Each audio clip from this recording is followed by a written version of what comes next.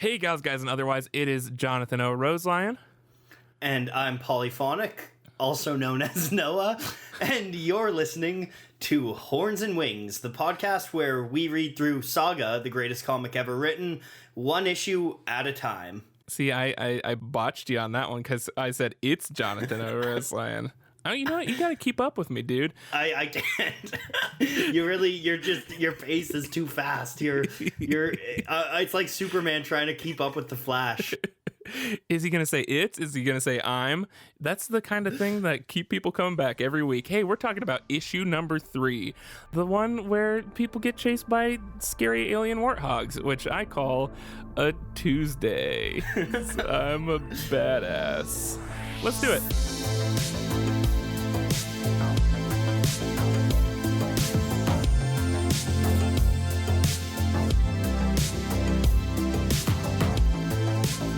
I think before we even dive into this issue, I really like saying dive in. It's gonna become a problem real fast. It's so satisfying. I know.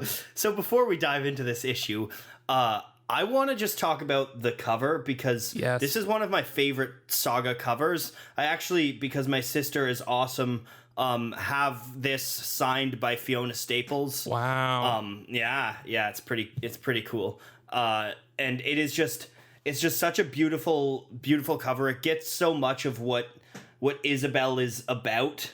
And it's just like the colors are incredible, the spooky eyes behind. It's one of these things where if you hadn't read it, you'd be like, "Oh, what's going on here?" But if you have read it, you've got a different meaning put to it. Like I don't know. I just love the cover art, and I think we need to make a habit of pausing to appreciate the covers a bit more. Oh my gosh. You know what? I'm probably going to do something with the covers for specific video thumbnails going forward, especially since I love the primary. This is a rare exception, but it's usually a very strong solid color as a background for the covers, and this one is much more atmospheric, but still pretty just solid black too. And the red really just punches you right in the jaw too. Yes, and also I love that it's like issue 3 of this sci-fi space thing, and it's like, okay, and here's a ghost wearing a t-shirt. Yeah. Right. So the people who aren't reading this and are just seeing the covers are just like, what the fuck is all of this? Oh, I love it. So then we turn the cover, or in my case, I have a big collected one of the big hardcover collections. So one it's all brag the same. after the other from me today, isn't it? just showing how much I'm trying to flex on how much I love Saga. I'm here with my $10 Peasants paperback, and you're over here with your... Fun fact, I had a dream the other day where I was on a game show and I won a Funko Pop of the Will. I'm still jealous of that. And I was like, I don't love Funko Pops. I mean, they're all right, but if I'm gonna win a prize on a game show and it's Saga related, I'm gonna be happy. Well, I'm glad that the subliminal messages I've been putting into this podcast are working their magic already on you. All right. So what's our crazy classic opening splash, Saga splash for issue number 3? So we've got Alana with a dying and or dead husband behind her, probably dying, and a bunch of glowy children circled apprehensively around her. And there's this great kind of irony of like Alana looking terrified and saying, "Please don't kill me. Please don't orphan my baby, my girl." And then the children also kind of looking terrified. And then we have the trademarked Hazel narration. My mom once said the hardest part of parenting is knowing when to ask for help. Yes, which that voiceover quickly leads into something that I really appreciate about this series, which is it organically brings up the phrase it takes a galaxy to raise a child, which if I had come up with that would have been the fucking subtitle on the front of the comic. And I would have just been like, look at this brilliant thing that I'm going to ham-fistedly throw at you constantly. It takes a galaxy. But here it's just like it Fun fact, organically works it in. Jonathan loves that so much that it was one of his recommended names for our podcast. We got to go through those shitty names sometime because we had so much trouble naming this stupid podcast. The other great the best part of that is that Jonathan came up with wings and horns and hated it, but never thought of horns and wings. You know, we're not all operating on your level, Noah. Which, you know what, I will say my backup favorite was the Will and Lying cast. And I think that's still a stone cold classic. When I start my spinoff after our gruesome and really depressing breakup, then I'm gonna make that bank with the Will and Lying cast. If we break up, it's only gonna be because you're doing too much fade away. References that hopefully other people don't get yet. All right. I thought for a second you were talking about like my videos, and I was like, I only do hard cuts. What are you talking about? Got those moving transitions. So it turns out these ghosts are nice. Well, one of them especially, the horrors, so-called horrors. Is that seriously what you call Indigenous people, Jonathan?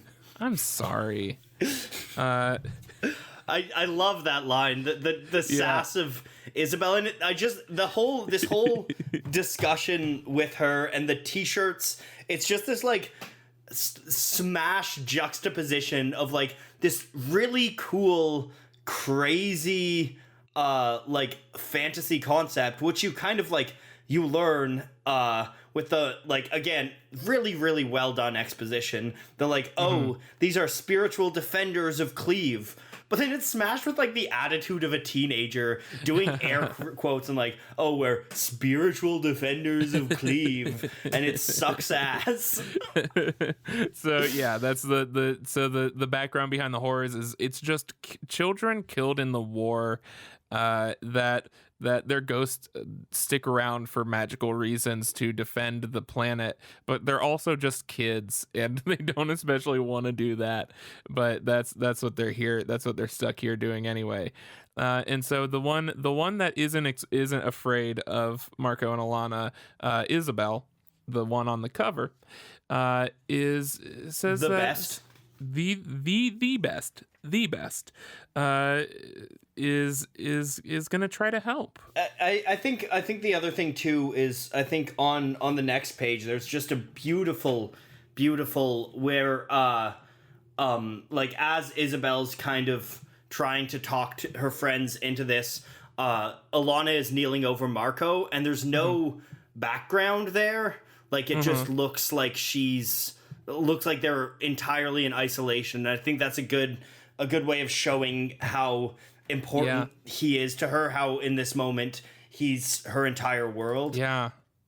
That's always a tricky thing. You know, that's because artists can only draw so many backgrounds. That's something that will take up a lot of time as a comic book artist, and you got to crank out one of these a month. So you'll notice a lot, like, you know, with that bottom left corner panel, that it's just like a dark blue, and that's something that artists do a lot, but we are spoiled with Saga because virtually every other panel has these rendered backgrounds, and so when we do drop the background, it is always for drawing attention and not distracting from what's happening, and it's always for very specific reasons instead of just laziness, because Lord knows that Fiona Staples is like the least lazy artist to have ever lived.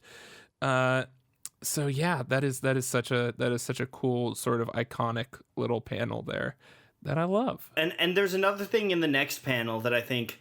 Do you remember all the way back to last week when we were talking about the previous issue, Jonathan? Oh my gosh, hold on. Let me put on my remembering cap here.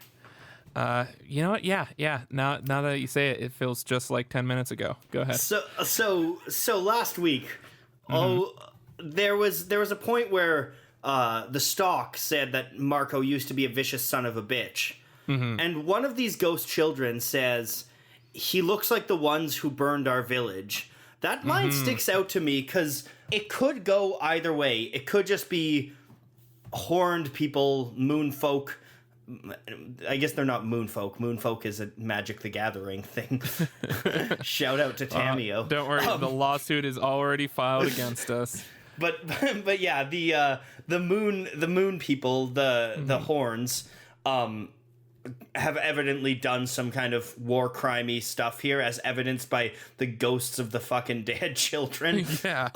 But that line, I just find it so interesting because it makes me wonder, like, is it just he looks like that because they all had horns, or is it like he specifically looks like one of the ones that did that? Yeah, and so it does. You know what? Actually, that's something that we'll get into with Prince Robot's storyline here, which, as I was thinking about it, that's something that, like, because you're following the bad guy who's going after the good guys, and you already know where the good guys are, and so, like, him trying to figure out where they are isn't as intriguing because we already know that.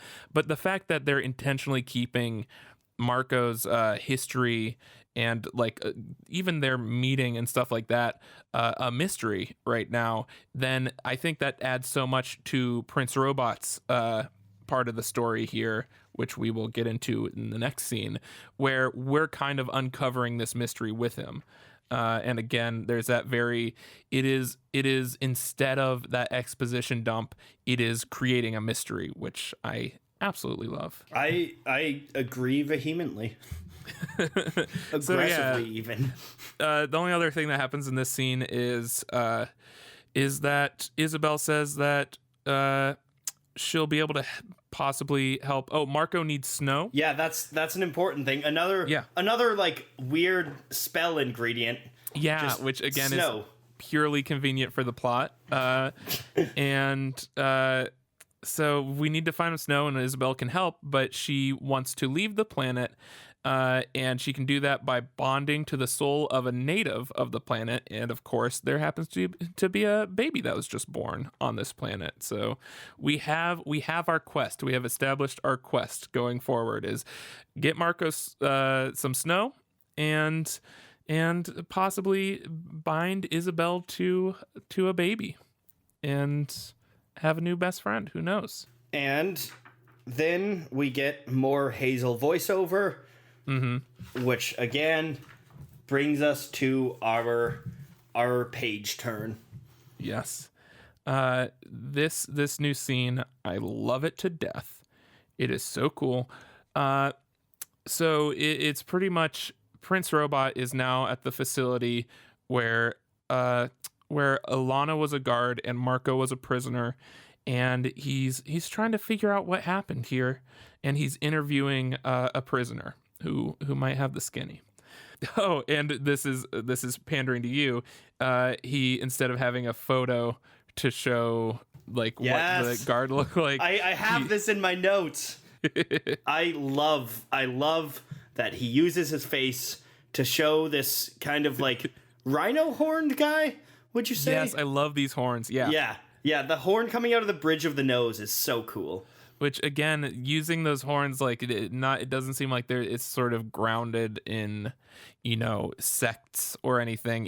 It's really just like whatever is the best for this specific character. We're going to use those types of horns or wings, and he very much looks like a badass dude. I also think that I don't know how intentional this is, but find myself, I've been watching lately. All of Ken Burns' documentaries are on Netflix, which is amazing. But I'm like looking at this kind of trying to frame, like in my mind, the like wreath, especially in the forests and with like the dead children and stuff, feel very Vietnam-y almost, especially the jungles and vines. Right. But then this cut here, especially the outside of this prison, feels very War on Terror to me. Yes. And kind of like walking in and interrogating this guy. And I don't know how intentional that is, but It's very Guantanamo Bay. It's yeah, very like exactly. ramshackle, like quickly thrown together POW camp. Yeah, exactly. And I think that that's an interesting kind of aesthetic to keep track of, and one that I haven't really paid that much attention to. But as we go through these war set pieces, I'm going to keep in mind kind of different historical wars that I think they draw from. Yeah, that's really interesting because it is a war book. Yeah. But that is like the last thing that comes to my mind. Yeah, so yeah, Prince Robot's asking about Alana and Marco, and he brings up the reveal of the novel that Alana was obsessed with, A Nighttime Smoke by D. Oswald Heist, and it is also a suggested name of our podcast. Yep. But no one would know what the hell we were talking about, unfortunately. And also, none of our thumbnails would ever be as sexy as this book cover is. Yeah. Until we start doing the video version of this podcast. So yeah, it is, the cover of it is very Danielle Steele. Like it's a man made of rocks, topless, holding a woman with very revealing, I don't even know what that is. Bodice. There we go. And it is just, it seems like a gas station, like just romance novel, just smut. It just looks like smut. Yep. And so, and and he seems to find it very important. And on this next page, do you notice anything significant about this next page, Noah? The fact that it's 9 panels, very Watchmen-esque. Yes, and this is interesting. If you go back through everything leading up to this, we never hit above 5 panels, and suddenly we have this 9-panel grid. And it's a very symmetrical 9 panels too. Like it's very it feels very much like a cut back and forth between their faces. Yeah, so it's a conversation happening between these two as he's questioning the prisoner. And also, do you know what prisoner number 9763572 is a reference to? It's prisoner number 9763599, is it not? Oh wait, no, that's Marco's number. Do you know what that's a reference to? I'm not sure. Is that the Les Mis one? No, that's Rick Deckard's phone number in Blade Runner. Oh, that's fun. Yeah, no, I just made that up. It means nothing. Oh. What's Jean Valjean's in Les Mis? Oh, I have no idea. No, there's no scenario. 24601 is Les Mis. I just looked it up on the Google machine. Oh my gosh, you cheater.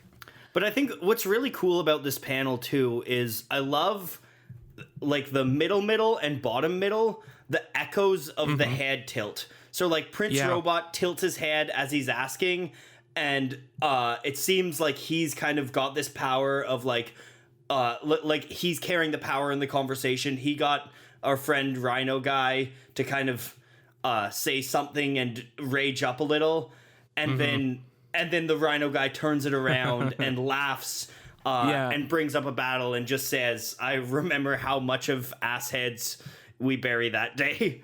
Yeah. And he's like had his head tilted in the other direction. Yeah. Very, very subliminally symbolic. But yeah, so he's not getting much out of this Rhino guy, and so then I absolutely love this. Prince Robot's screen just turns to white noise, just fuzz, and he flips the table. I also love how sparingly Saga uses like automatopoeia, or what's the comic word for when they do that? Like the tss. As far as sound effects. Yeah, I don't know. I feel like there should be a term for it, but they use it sparingly, and when they do, it becomes very powerful. Like that static screen and the seems so clear. Like you can picture that, you can hear it, right? Yeah, to the point that in my, like, when I'm reading this, which spoilers I will talk about later because this is my favorite moment in the comic. when I'm reading this, that sound continues throughout the next page in my head because we're still seeing that white fuzz on his screen. But they don't even need it. They just need it in that one panel. Well, and that next page is made so cool because of the 9-panel kind of layout of the first page, which is very static, going back and forth, and then it's 3 big landscape panels that just show the action and cut forward in time a couple seconds each, so it feels like you've been sitting and kind of something's been brewing, and then suddenly there's the explosion, and it's not just, in my mind, like, it's not just the static you can hear the tumbling of the table as he flips it, like you can hear the impact of the guy as he's punched back onto the wall. It's like, because of the confining those panels for the first time in the series, and then cutting to that table flip panel feels bigger in my head than most of the splash pages because of that sort of perfect buildup, which again shows that they are willing to break their own rules. So, like, to first of all show that there are no real rules for this, and also just if it is good for the story, and also the fact that that table is again going into the gutters and escaping the panel, and just the motion to this action and the impact of, I love that we don't see the punch of him punching the guy in I'm assuming the gut, and we just have the impact, like we have him bringing his fist back, and then the guy slamming into the wall, which again just creates so much more impact for that punch than just showing the punch ever could have. The fact that he's flying across the room into the wall. Yeah, it's such a it feels like the interrogation scene in The Dark Knight or something like that, yes, right? Like exactly. It has that like brutality to it. Yeah, 100%. And then we turn the page, and this fucking badass Rhino man, like bleeding from the face, just laughs and says, "Humane." Oh, I want a whole arc about this guy. Yeah, and then of course we get classic. This is what I've been waiting for. This is what I've been waiting for right here. Classic Lance Corporal McHenry here. Sticks her head in, says, "What the heck are you doing?" And I mentioned in the first episode where Prince Robot felt like the only character that we hadn't really seen, like we hadn't established everything he is to me as someone who knows him from the series. I feel like this is our first real glimpse of who he is as a character. Is McHenry asks, "What the heck are you doing?" And him, with a swirling void for a face on his screen, says that echoes the barrel of his arm too. Yeah, pointed at our faces. Commencing my interview. Now be a deer and fuck the fuck off. Oh, that should be my new sign off. Fuck the fuck off. We should do that for every arc. Is like come up with a new. It depends on how many am I shitting shirts that we're gonna be printing here. Because we're all about the cash. All about it. That's our motto here. But yeah, that whole panel, everything about it, the circle looks angry somehow. I don't know how, but it does. Which I think it's just a side view of a wave. It might, like, it looks like there's the foam of. I always took it as like wave. It looks like a whirlpool or some kind of like vortex or something. Yeah. But this is what I like too, is that, again, my favorite, just the face panels. It's not explicitly something. Sometimes it's explicitly something. Other times it's more implicit, like a feeling. Yeah. Like it's not always like abstract. Oh, he wants to kill this guy. It's not like a gun blowing someone's head off or something. It's just this abstract, like swirling vortex of rage, right? Yeah, I love it. He's so yeah. We've reached peak Prince Robot here already, and we finally get that the transformer but organic gun arm. Just the best. And then we move on to the next scene. Yeah, we move on to the most teenager body language I have ever seen. Please, if listener, if you can just, we're not going to do this justice. If you can just open up your issue and find the pose that Isabel's doing here, it is one of the best. Her arms are dangling, her head's like thrown to the side, her back's kind of arched, she's floating there. So in pain by just having to go on a trip. Yeah, she's such a teenager, and I love it so much. It's so good. This is something that a recurring theme, and I mentioned it in the first episode, that I love about Fiona Staple is not just facial expression. She draws body language so well. Yeah. And you can picture like almost like the movement of this levitating Isabel, kind of like lazily like throwing herself like. Yep. Yeah, which again, I think this is just one of the best arguments for like not making this a TV show or a movie or anything, just because it's like this is so good on its own, and it so transcends comics, and like it makes that realism in certain places and absurdity in others.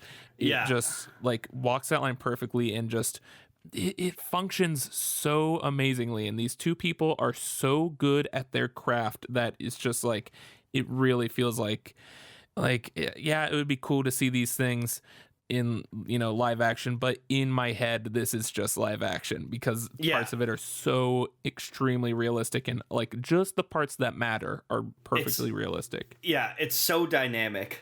Yeah. And we get some more beautiful painting of emotions in the bottom right panel. Just after Alana calls Isabel anonymous, we get her name. My name is Isabel, and she just looks so like desperately human in that panel. Yes. And so what's happening here is Alana is literally carrying a baby in one arm and on her back Marco up a mountain. Most badass woman alive. She just looks like a giant lump of limbs. And she's refusing to let Isabel bond to Hazel, because what the fuck does that mean? That's not a thing you just let a strange ghost do. But then we see that that Isabel actually knows how to take care of a kid by teaching Alana how to burp Hazel. And Alana's begrudging burp face is so good and satisfying and so relatable to like every time I've ever done anything out of spite. And the whap. Yep. Again, you can just hear it. It's such a like, this is what I love too, is like you cut from this very intense interrogation scene to this kind of like comedy, like just like arguments, and then just like the reluctance of that stream of middle panels is just so hilarious. Yes. Especially given how well we know Alana now, and how you just know that she hates this so much. Right. Oh, it's so good. And yeah, so we established that Isabel was the oldest of 7 kids. She knows how to take care of a kid, and if Alana just follows her to the shortcut through the mountain to get to the top, then we'll get snow faster, and all she has to do is let her bond to the baby. There's an important part first here, though, which I think is really, really important, actually. First of all, dude, your husband is gonna die. Like, her saying dude and the teenage clothes, and just like, I mean, Isabel's one of my favorite characters in the entire series. Love her. Yeah, exactly. The most relatable person in this is the half blown up alien ghost. But I think the next panel is a really good way of setting up some of the rules of magic in this universe, where Alana says, if he dies, I'll find a resurrection spell. And Isabel says, there's no such thing. Trust me, dead is dead, and it blows. And that sets up the stakes for us. That sets the precedent that a character is not going to be brought back by a revival spell. Dead in this world is dead. Maybe you can be a ghost, but you can't be brought back to life. And the ghost thing seems pretty connected to this planet. Yeah. And so yeah, we're not that anyone's gonna die in this series, of course. It's pretty tame in that regard. Yeah. But yeah, I don't know what you're talking about. Significant. That's it's filler. It's important to set up the stakes of this world, and then we get again just the motion of Isabel as she like floats backwards. You can take your chances in here, and then we turn the page. I think. Do we turn the page? Yes, we do. And oh my gosh, so we are hit in the face with what I posit is peak Saga. It does not get more Saga than these 2 pages that we are looking at. And it is, first off, the Stalk shooting behind her as she runs from a pack of giant alien warthogs. Exeunt pursued by boars. Yep. And calls the Will, who is just sitting in his ship, eating Fruit Loops. Topless, alien Fruit Loops. Topless. It's important to note too. I relate so much to the Will in his apartment, just like mowing on some cereal. Too lazy to put on a shirt, and it says the call's coming in. He says, "No way, I'm never picking up for that bitch again." And then we get the beautiful sass of another one of my favorite characters. Lion Cat calling him out on his bullshit. And the look that he gives Lion Cat. Yeah, if you'll notice that it is so specific with what panels don't have dialogue, like, you know, just like with the crying and then the whap on the previous pages. The look like that. If there was any dialogue in that bottom panel of him just staring back angrily at Lion Cat, then it would not be funny. and the fact that they just have no dialogue is such a funny beat. But I will argue that you can just boil Saga down to alternating between running from terrifying alien boars and just sitting topless eating some Fruit Loops are the two situations that everything in Saga can fall under. Yeah, everything oscillates between those two. Yep. And I think, you know, there could be an argument for the third thing being sex. And that is that those are the 3 states. It's like the liquid, gas, and solid of Saga. Those are the 3 states Saga can be in: is alien boars, Fruit Loops, and sex. And we just got a new episode title. Alien boars, Fruit Loops, and sex. and then we cut back to the amazing action of the Stalk running away from these boars, leaping over stuff as she's having a conversation with presumably her ex-boyfriend. Oh yeah, see, this is some of the most revealing character stuff we get about the Will so far, who's been nothing but like a badass stereotype. Who we find out is the reason he's so angry at the Stalk is because the Stalk was sleeping with people to get a job done. Get to her targets. Yeah. And as she says this, she has one of her spider arms shooting behind her, blowing the eye hole off of an alien boar. And the look on her face is just like as if she was like sitting on her couch having this conversation. She's like, oh my God, you're not bringing this up again. I love it. I don't know if you've read Matt Fraction's Hawkeye run, but Annie Wu does an arc about Kate Bishop, fallen Kate Bishop in LA, and that is such Annie Wu art, that face, and again, like second favorite artist behind Fiona Staples, but I love that just like come the fuck on face. 8 eyes simultaneously rolling. Yep. Oh, it's So good. So yeah, he's refusing to come. He wants her to, she wants him to come help, and he's refusing because he's a baby about her sleeping with people. That's something you can't hold against people in Saga, because that's inevitable. And so he just she gives She one of hangs the up. best. She gives one of the best insults, which is, "Oh, fuck you, you self-righteous piece of bald." That's it. I love it. And then I hope Lion Cat takes a massive shit on your stupid cape tonight, which is so good because it just takes like the two coolest things about the Will and smashes them together in this scene of like mundanity. So yeah, this is I love this dynamic between the Stalk and the Will, and OTP. I ship them.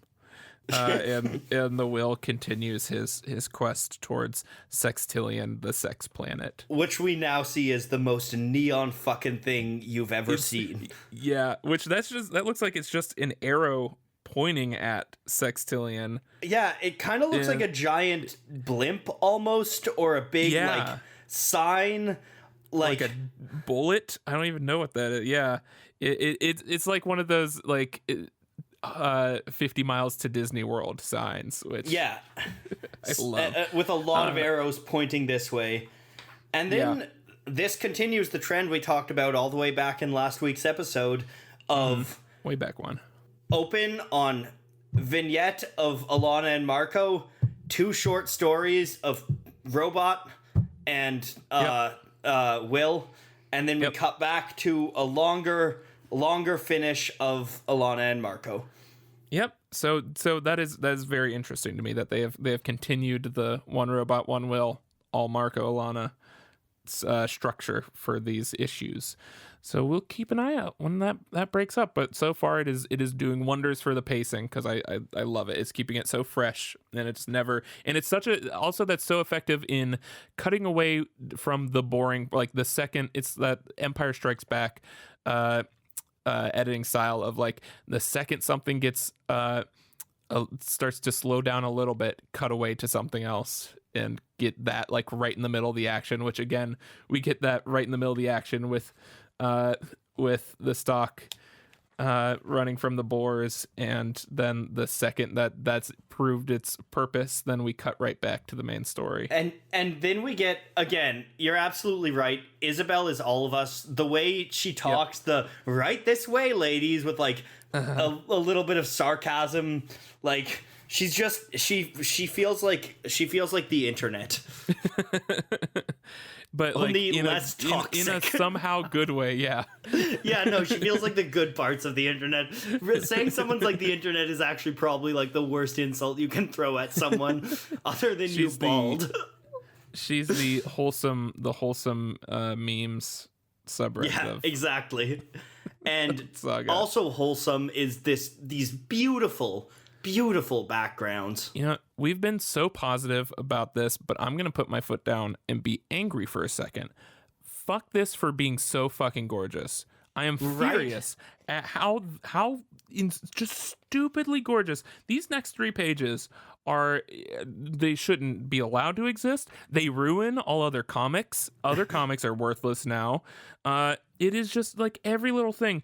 The part with them like standing near the boat on the second page. Yeah. It just looks like something it looks like those like classic like Sleeping Beauty concept arts from like old Disney films and stuff. It is just that gorgeous. That boat always makes me think too of in Harry Potter and the Half-Blood Prince, like the boat, and just Dumbledore and like it looks like so we should, story-wise, for those of you who aren't reading or forget, there's this big wall of what appears to be fire. Isabel says, "No, you guys are all dumb. We're just good at making illusions to scare you guys."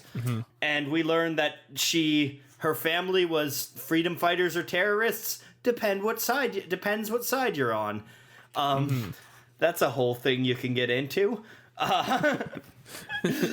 But basically that Isabel didn't really care to fight. She was just a teenager who stepped on a landmine, which is just like such a raw, painful moment delivered with such casualness. Yeah.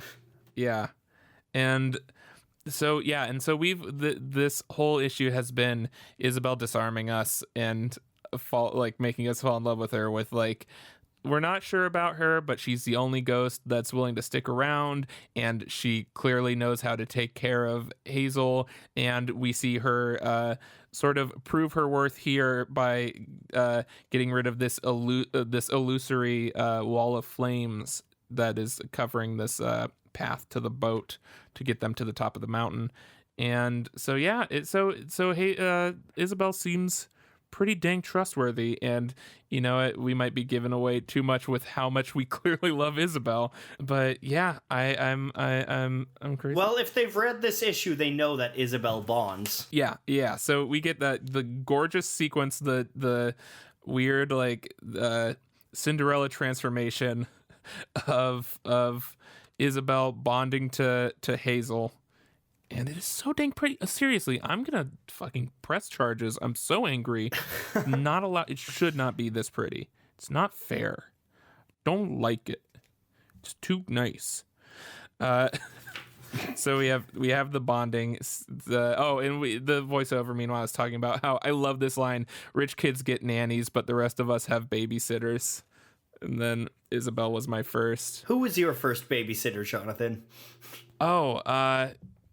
So it was why can't I think of a joke here? I have no actual answer. I have no joke answer. Satan. Bethany, prove me wrong. Prove it wasn't someone named Bethany. Statistically, it was a Bethany. That is a top babysitter name.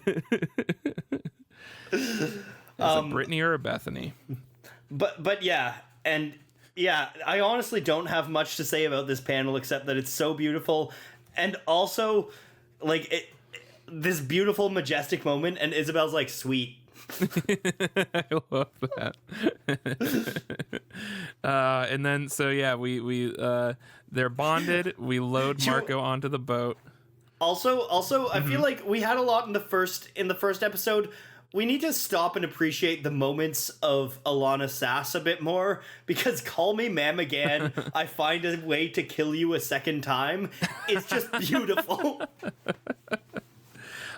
She's such a I'll save a lot of it for, we'll eventually make a whole episode talking about her between the arcs, but I just want to appreciate how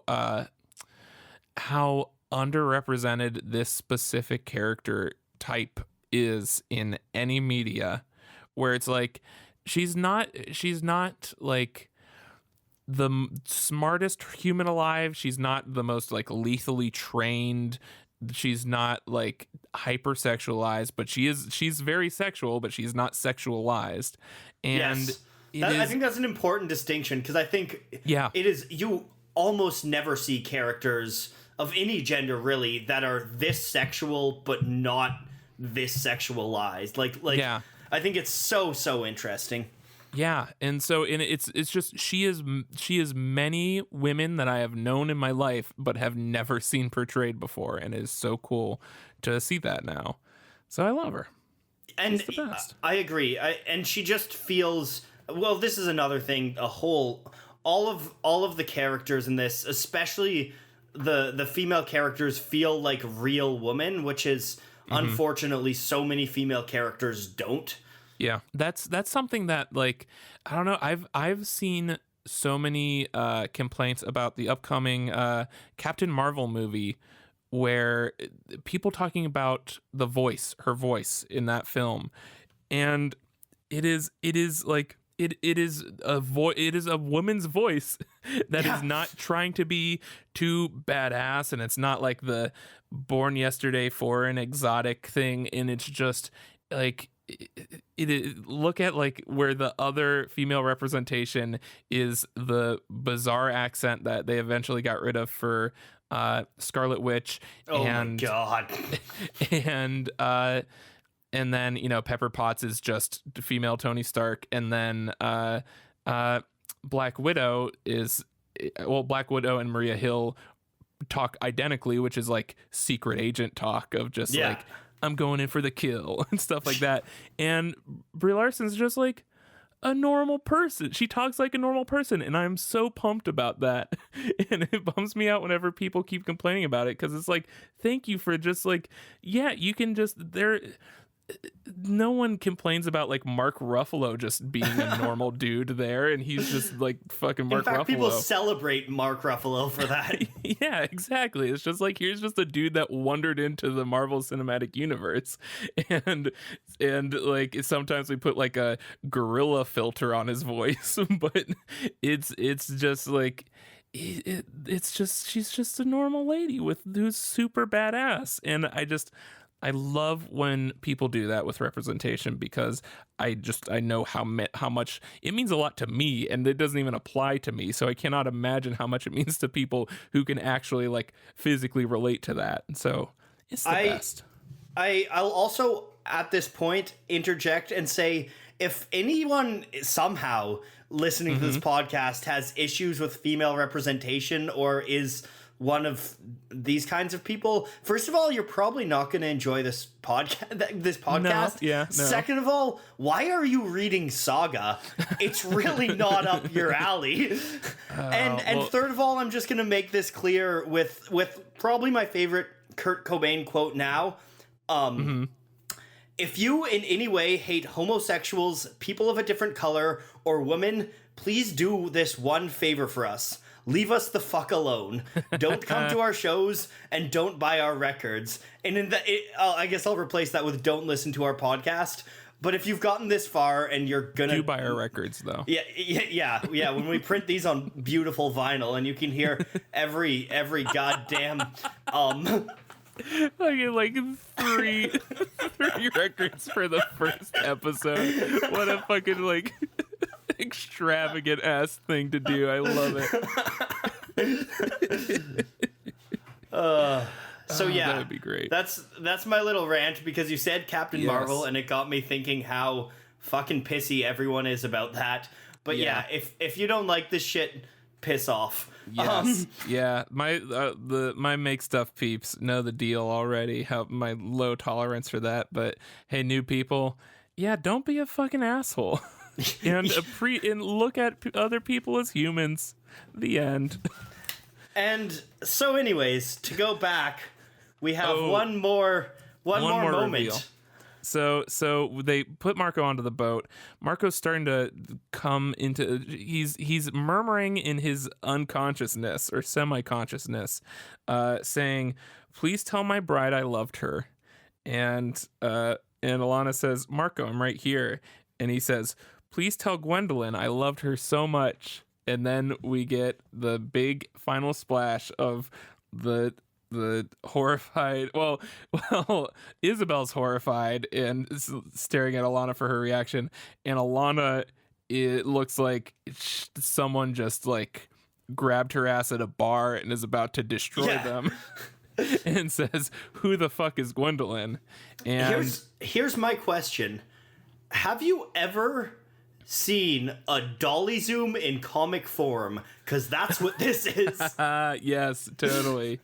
Even down to like the motion lines in the back. Exactly.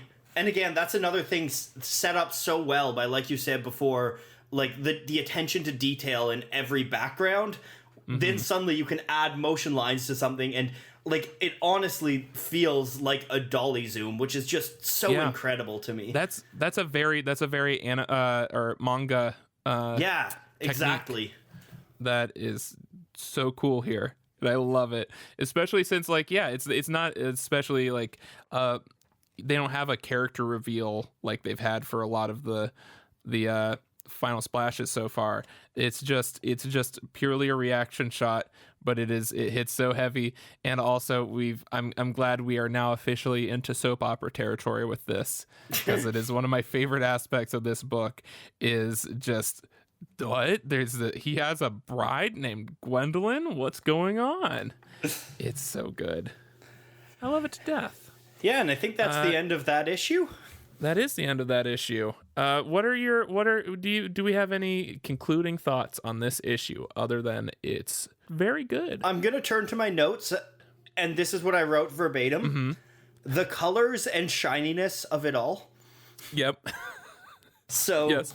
that's my concluding thoughts. That's very good. That is very conclusive. I'll also just say I think that this issue shows us one thing that we're really going to get more of, which is the human aspects. Like we've seen kind of like the introduction is kind of all of it. The second issue almost works as like a horror piece with some good human moments thrown in. This issue, it's like every one of these mythical figures, these characters are going to be demythologized, right? Like the Will is topless, eating cereal. The horrors, and Isabel is just this like ghost teenager who speaks in modern slang and stuff like that. And even like the Stalk had a relationship with the Will, has these fights, things like this. This is what I love that this issue really sets up. I'd say in my mind it's the biggest theme of the issue is demystifying characters and making these characters just like you and me. Yeah, only to the point with spider legs and 8 eyes. Speak for yourself. The point, like, or to the point that the demystification is part of Isabel's character arc in this. Like that is what they're doing with that character this whole issue, and it's like the driving force of just making this character human. So that arc from like her being the horror terrifying thing at the beginning of the issue to you just being in love with her by the end of it is just this microcosm of like every character arc in this. And I think another really important theme that we're starting to get through that arc is how families grow. And Isabel, we're just starting to see it, but she's welcomed into this family, and this unit of 3 suddenly becomes very literally, because she is literally like soul bonded to Hazel, it becomes a unit of 4. And I think that's a really interesting theme that I want you guys to watch for as we keep reading is how families grow and how this unit grows around these 3 people. Yeah, and I think also just in terms of pacing this issue, I love that they introduced this breath of fresh air that is Isabel, that like finally something that works out for these 3, that like can give them some support, and they know that like, you know, you pile all this bad stuff, because this series is going to pile a bunch of bad stuff on you, like so much bad stuff, but it will always it's going to pile on just as much good stuff like consistently, and it is such a roller coaster. And yeah, so I'm glad we have Isabel on board, which actually, really quick though, favorite moment? Favorite moment is 100% when the Will says, "I'm never picking up for that bitch again." The lying cat says lying, and Will just looks at him, and he's like too dejected to be angry. Like I love their dynamic so much. Again, it's just they've managed to, I can't say it's worse or better or anything than Chewbacca and Han, but it is just that. Yeah, and it's just as effective and just as lovable. It's so good. Phenomenal. Except that Lion Cat gets to have like the very convenient plot device, which so many of the sci-fi things in this or fantasy things in this has, which is just weird abilities or magic that does nothing but move the plot forward and move the character arcs forward, and I love it. I don't know if I mentioned this yet in this podcast, and this is gonna be really annoying Saga? Now that I point out, but I like to say I love it. But I do.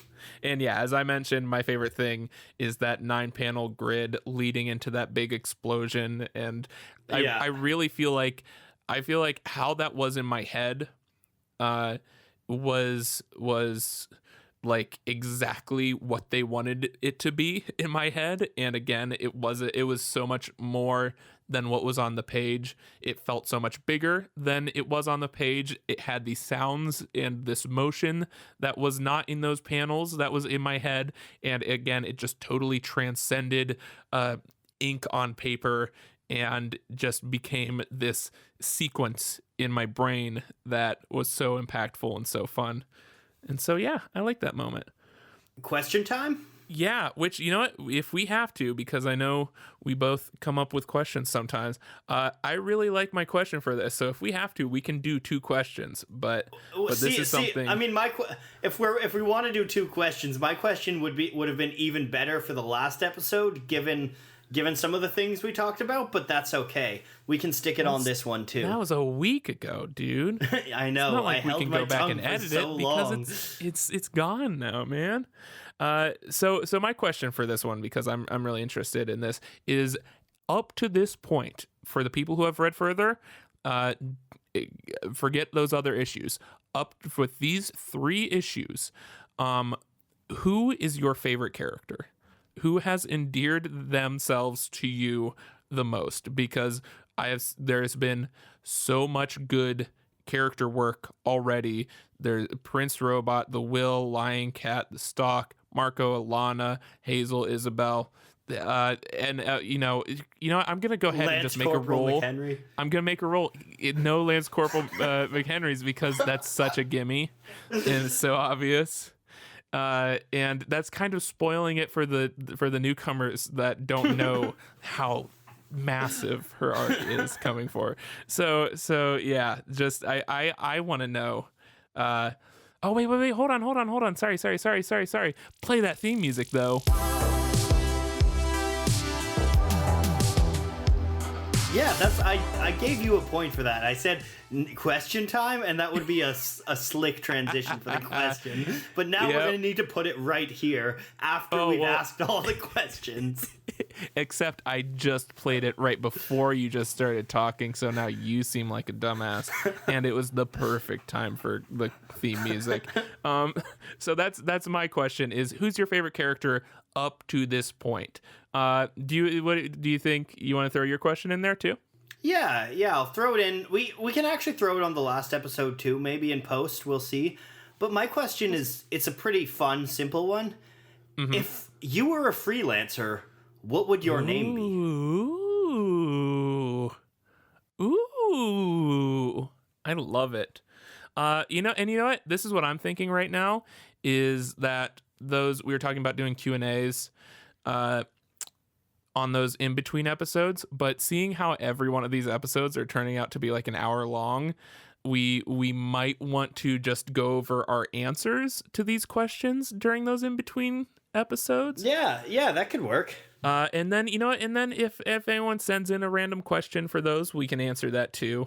I don't mind going over, like, I don't mind those being a bit longer, just because they're not as common. So yeah, we'll be talking about all these answers in those between arc episodes. So it's going to be like episode 5 point. Is there 5 or 6? 6. So it's going to be episode 6.5. That means we're halfway through.